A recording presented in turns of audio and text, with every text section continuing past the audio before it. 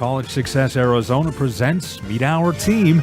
Each month, College Success Arizona is featuring a team member, an employee, and this month we feature Matt Sotelo. I'm a success advisor, and I've got students in the south region of Arizona, so U of A, Pima, all the Yuma schools, and then I've got some ASU students, and I'm also the success coach for the Excel program. And can you share with us a little bit about your background? Sure. I grew up mostly in Colorado, and then I came to ASU for college, and I just never left after graduation. And your college education, your degree is in what?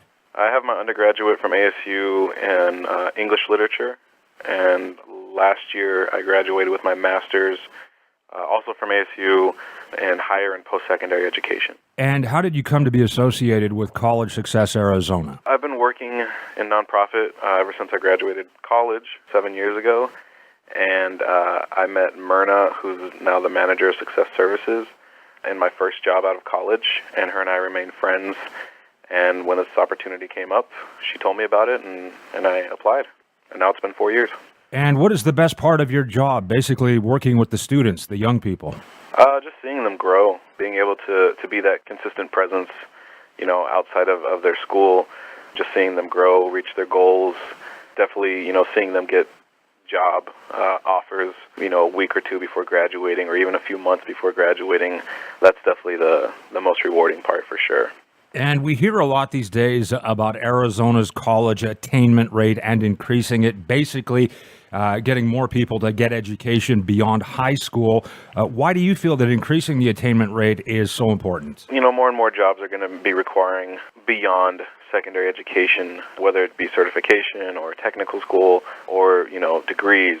So it's important that we definitely increase the attainment rate so that our younger generations, once they come into the workforce, they can be ready. And looking down the road, do you have a vision for an Arizona of the future, of tomorrow? I really just hope that the quality of education, K through 12, kind of gets on the same page as far as, there's certain areas in the valley and in the state where they excel, and then you can go, to the next zip code over, and they've got failing grades. And so I'd like to see some conformity, some uniformity in the quality of education for everyone, and then access to higher education for everyone as well. And you deal with a lot of young people just starting out in college, their college career. What is your message to them overall?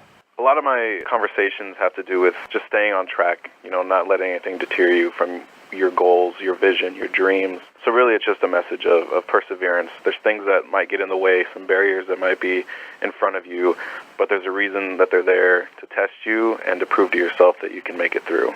And a little bit more, you mentioned that you've been working in nonprofits. Can you tell us a little bit more about your career history, your job history? Out of college, I worked for Big Brothers Big Sisters for about a year or so.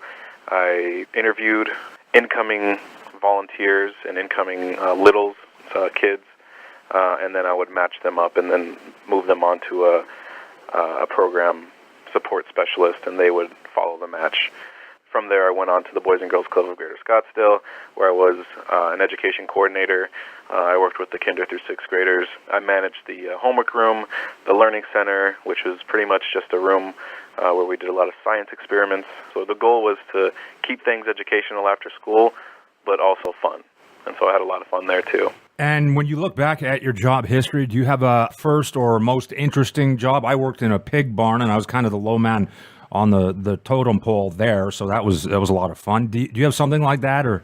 Oh, man, since I was 16, I've been working. So I've worked anywhere from the food industry. I worked for Home Depot, 2 men in a truck. I've worked in lawn care. I've done a little bit of everything, dabbled in a little bit of everything. One of the most memorable times, though, was with the Boys and Girls Club.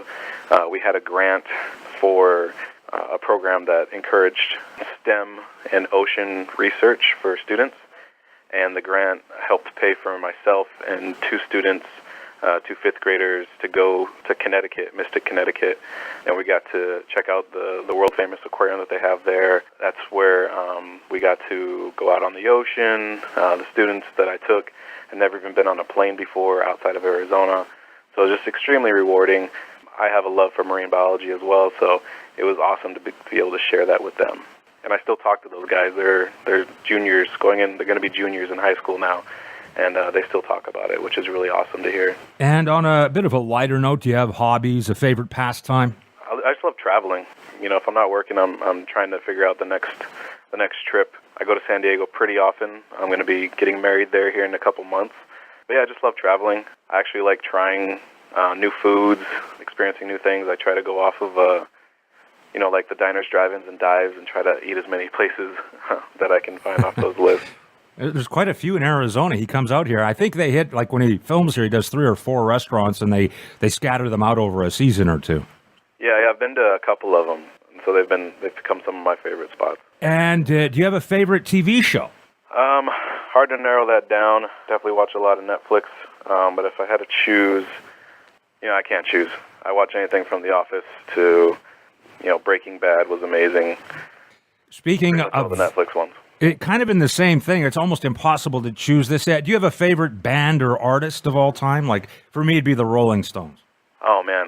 Again, very hard to choose. I'm a big fan of country. Not a lot of people think that about me, but I love Tim McGraw and the Zac Brown Band. And do you have a proudest moment in life? Definitely, graduating with my bachelor's degree, having my parents down here to see that. It took me 5 years. It was a long road, so it was really tough getting there, but, finally, like, seeing that hard work pay off and, seeing how proud they were of me, that was definitely my most proud moment. And I'm thinking about this as you and I have this conversation that you're talking to young people all the time and encouraging them to finish college because obviously it will change, improve their life at some point.